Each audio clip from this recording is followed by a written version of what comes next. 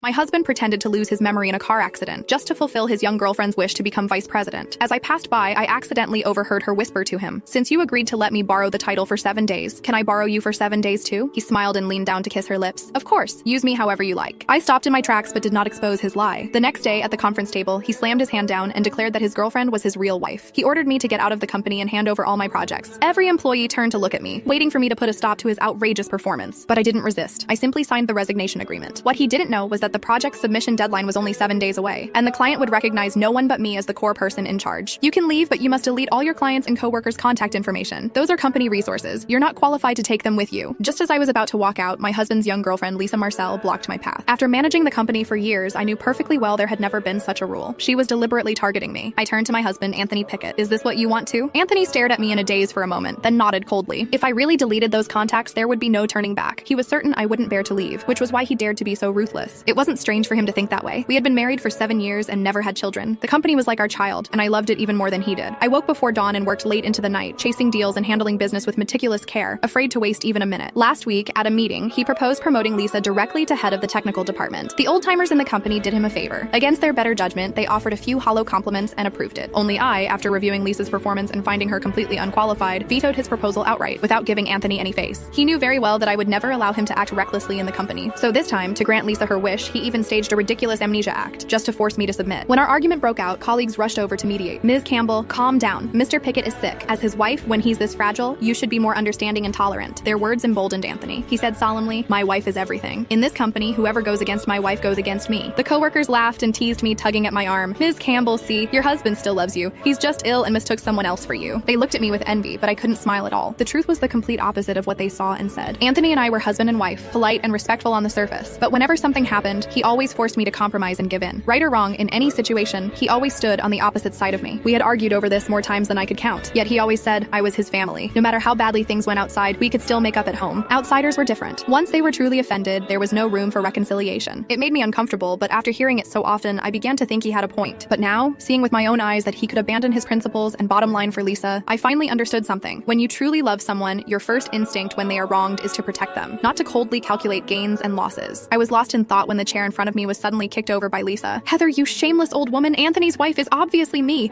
If you dare spout nonsense again, I'll rip your mouth apart." She pointed at me and screamed as if I were the one destroying someone else's family. Anthony watched the whole scene without saying a word. He simply stood behind Lisa, silently backing her up. I smiled. "Fine, I'll delete them." As soon as I spoke, I took out my phone and posted on my social feed that I had resigned. Then I raised my hand to log out of my work account. Seeing that I was serious, Anthony suddenly panicked and rushed to stop me.